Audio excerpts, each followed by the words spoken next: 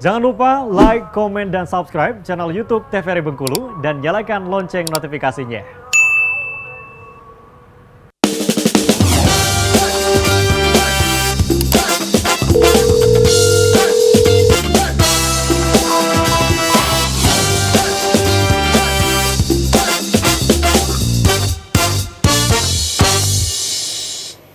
Oke, baik pemirsa, terima kasih Anda masih menyaksikan Dokter Kito, masih membahas mengenai tips sehat di bulan suci Ramadan.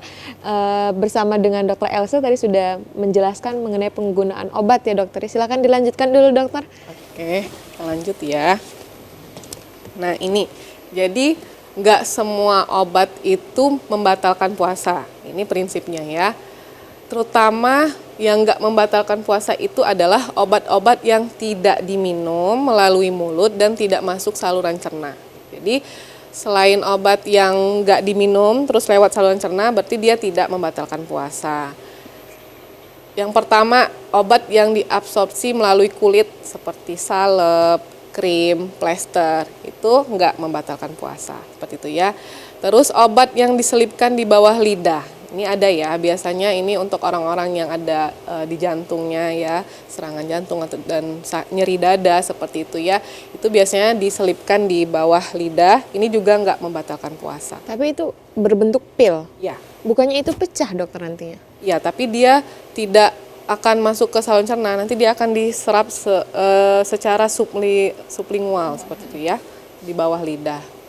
Terus yang ketiga, obat yang disuntikan. Nah, ini biasanya banyak yang menjadi dilema ya, karena ada yang berpendapat pasien-pasien itu kan intinya masuk ke tubuh dok, berarti dianya itu zat yang masuk ke tubuh nanti membatalkan puasa. Nah, di sini sudah dijelaskan bahwa obat yang disuntikan baik melalui kulit, otot, sendi, dan vena itu tidak membatalkan puasa. Seperti itu ya. Obat tetes, nah obat tetes mata, telinga juga tidak membatalkan puasa. Ada obat kumur, nah obat kumur sejauh tidak tertelan ya. Jadi kalau emang harus harus pemakaian obat kumur sejauh tidak tertelan, ini juga tidak membatalkan puasa. Pemberian gas oksigen dan anestesi ya juga tidak membatalkan puasa. Nah ini pemberian obat melalui vagina atau melalui anus ya, atau disebut supos ya, obat-obat yang supos biasanya ini orang-orang yang ambeien, orang-orang yang dengan keputihan dan lain-lainnya, ini kan nanti diberi obat secara supos ya, dimasukkan melalui vagina atau melalui anus, ini juga tidak membatalkan puasa. Jadi harus diingat ya untuk pemirsa TVRI di rumah, jadi obat-obat itu nggak semuanya membatalkan puasa. Asal nggak diminum, asal nggak lewat saluran cerna, dia tidak membatalkan puasa. Oke, selesai dokter? Oke, nah ada yang paling penting sebelum kita tutup dari obrolan kita hari ini.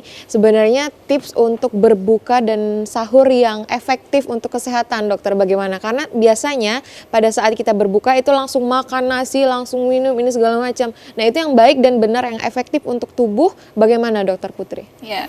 Sebenarnya mungkin sudah sering juga dibahas ya bahwa kita tuh jangan terlalu makan yang berlebihan langsung ketika kita berbuka puasa. Jadi bukalah yang pertama dengan minum air putih atau minum yang manis boleh, tetapi jangan terlalu manis, disesuaikan dengan kebutuhan gula per hari tadi. Kemudian makan cemilan sedikit, kemudian kita lanjut untuk beribadah ya, beribadah sholat maghrib, baru kita makan lagi kalau memang mau makanan berat, kemudian bisa sholat taraweh, terus nanti istirahat dan kemudian sahur lagi. Tetapi ada juga sumber yang mengatakan bahwa untuk makanan yang berat itu lebih baik setelah sholat tarawih, tapi tetap 2 jam sebelum tidur begitu. Terus baru tidur, istirahat, baru bangun lagi di jam sahur untuk makan makanan yang berat lagi untuk bisa mengisi tenaga selama kita berpuasa. Kalau kita setelah sahur, sudah makan, terus kita lanjut untuk tidur lagi, dokter bagaimana dokter Elsa? Karena ini biasa ya kayaknya ya. Walaupun banyak yang bilang setelah sahur jangan tidur lagi gitu. Ya, idealnya jangan tidur lagi ya. Karena abis kita makan itu kan ada penumpukan gula sama penumpukan lemak, karbo dan lain-lainnya. Idealnya juga jangan langsung tidur, dan juga yang dikhawatirkan nanti ada reflux namanya ya di lambung kita masih kondisinya penuh, terus kita bawa berbaring atau tidur seperti itu ya, nanti takutnya dia reflux, artinya nanti naik ke atas, yang biasanya orang sebutnya GERD seperti itu ya.